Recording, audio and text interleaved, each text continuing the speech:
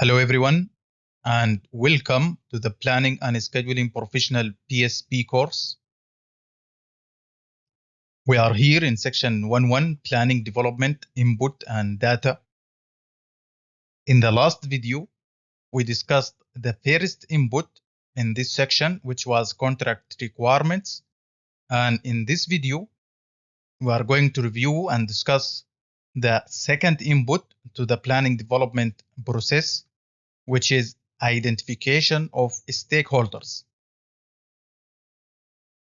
First of all, let's go through the definition of the stakeholders.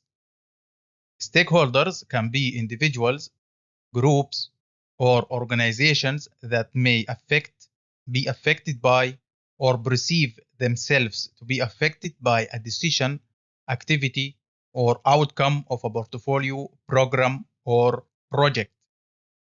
There are many different stakeholders associated with the project, and each stakeholder has a different interest in the project or in the endeavor of the project itself. Stakeholders have some influence on the development of the plan, either directly or indirectly. The third point in the definition of stakeholders, the stakeholders' interests may have a positive or negative influence on the planning process. Stakeholders also can be external or internal. Internal stakeholders like project team or team members, management, client, owner, accounting, human resources, engineers, marketing, all of these considered like internal stakeholders. External stakeholders like community, citizen, clubs, special interest groups, political parties, media like radio, television, internet, newspapers, and so on.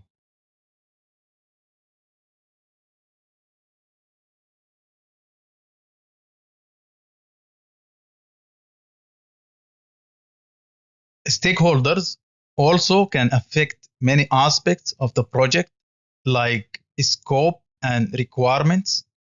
Stakeholders can add new requirements when they discuss their needs in the project.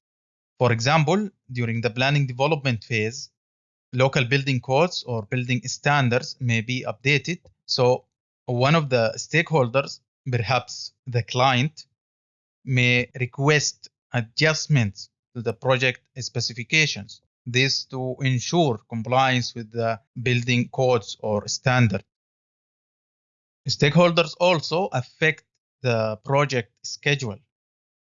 When you need to procure specific material for the project and this material is not available nearby and it will take like long time to be delivered, or it is available but the supplier schedule is full, so you need to wait for a long time. Here in this example, the supplier, which is a stakeholder, affects the project schedule. And also in such cases, this would generate a risk for the project. Cost also may be affected by stakeholders. Any change, risk, or additional requirements will lead to an increase in the project cost. HSE. Here, identifying the stakeholders and their needs in the project may also result in some adjustments in the project safety. For example, here we can say when the project scope is to expand an existing building or to add new buildings to an existing one, and during the execution of the new scope, the original part of the building will be in service or the old one will be in service. So this for sure will lead to like additional safety procedures in the project, because the work will continue when the building is in service. Stakeholders also affect the communication in the project. For example, when the stakeholders or one of them request like a particular communication method to be used in the project, or one of them needs special care, we can say. Perhaps he needs to communicate in a different language, for example, or even a translator will be needed to serve one of the stakeholders. All of these affect the project communication. Stakeholders and their needs in the project also affect quality and overall project success. Here, before we shift to the next slide, I want to clarify something here. Right now, we are in the planning development stage. We are not in the scheduling process. So when talking about the effect of the stakeholders in project planning, that means it covers all project planning, not only the scheduling part. In the planning development stage, the intent is to develop plans for everything in the project. We plan for safety, we plan for engineering, we plan for procurement, quality, communication, and so on. So accordingly, we can say that includes also planning for the stakeholders, for the stakeholders' needs and requirements as well. And don't forget that we develop the planning itself here in this stage. In this stage, we plan to plan. We plan for the planning itself. This is the practical meaning of planning development. We plan for the planning.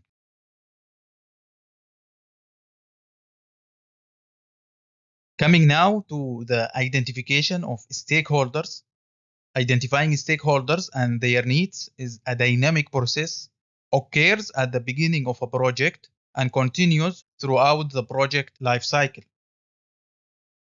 Stakeholders identification processes is very important to be conducted as input here in the planning development process or planning development stage. Later, in considerations and constraints section, all the stakeholders' needs and requirements will be considered to act like adjustments, will be considered to be like adjustments to the planning development process.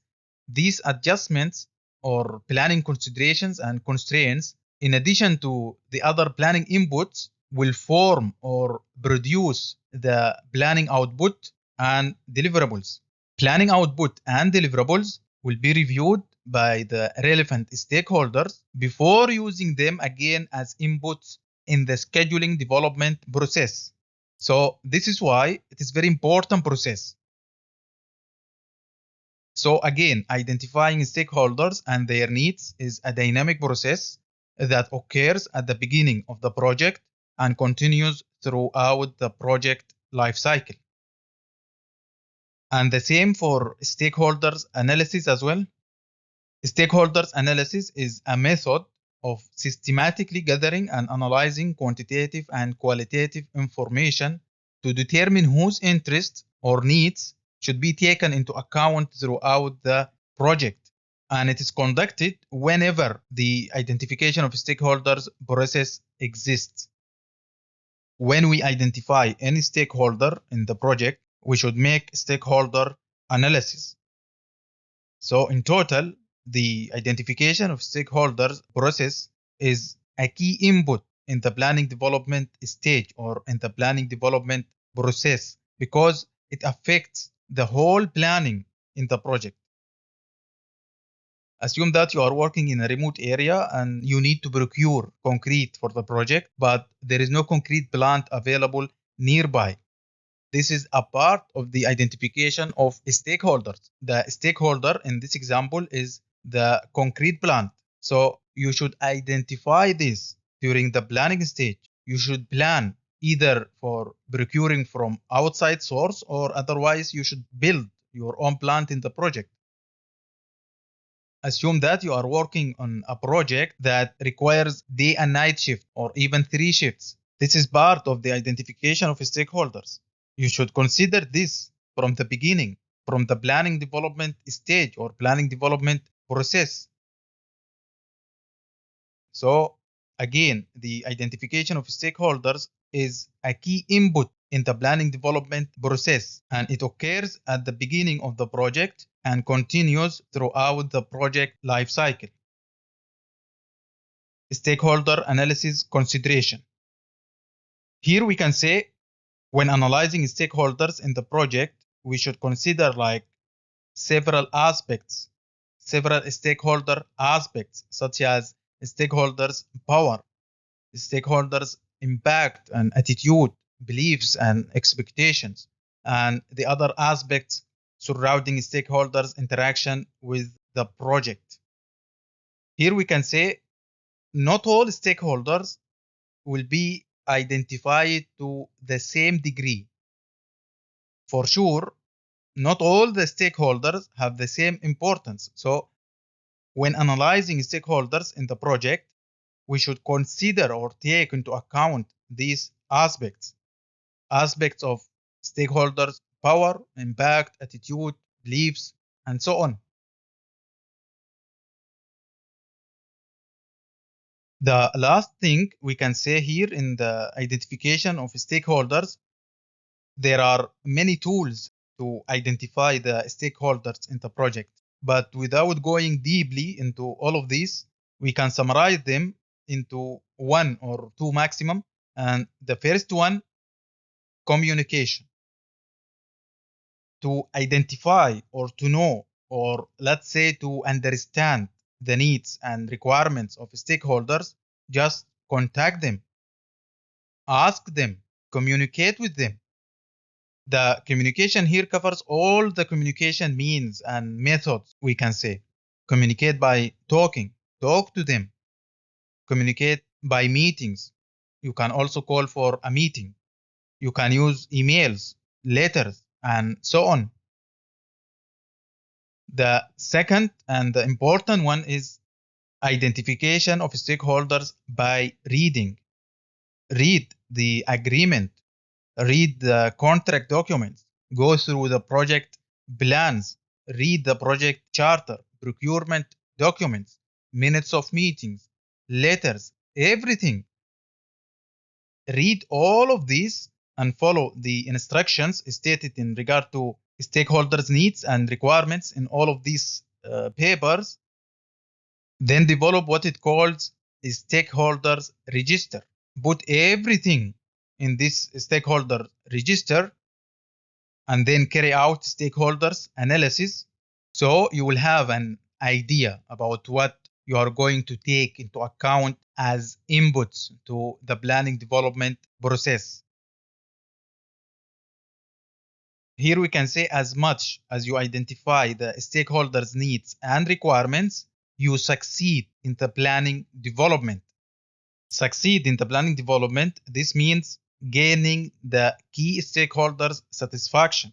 Stakeholders' satisfaction means the approval of the work produced by the contractor. When you get an approval on a work you did, this means also you gain your client satisfaction or stakeholder satisfaction. This is why you should take the stakeholders' needs and requirements into account when you develop your plan for the project. You should plan from the beginning to get the stakeholder satisfaction.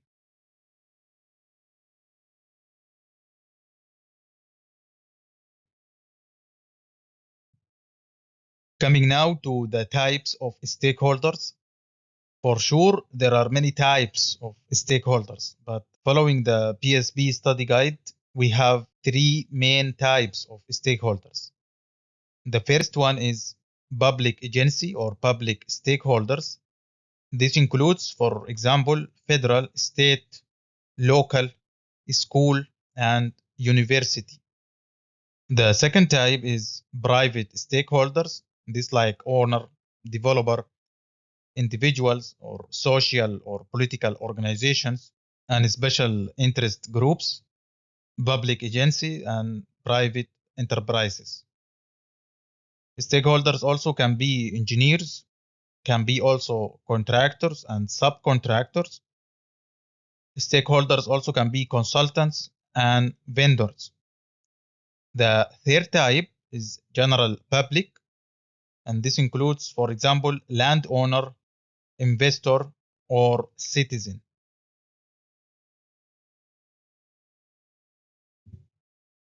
The last one today is a quick review of the information discussed today. The first one is all stakeholders in the project influence the outcome of the planning process. Stakeholders determine the planning process success or failure, and this would be directly or indirectly. Stakeholders have a continuing influence throughout the life of the program and may positively or negatively impact the cost or schedule. An individual should be able to understand how the goals and objectives of different stakeholders affect the planning process and schedule development process. And at last, stakeholders can be internal or external.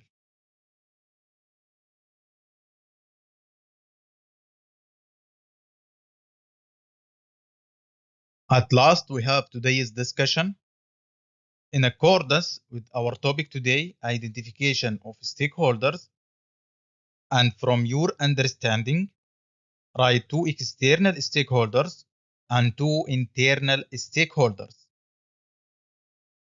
And as usual, you may answer the question in the comments box. Thank you so much.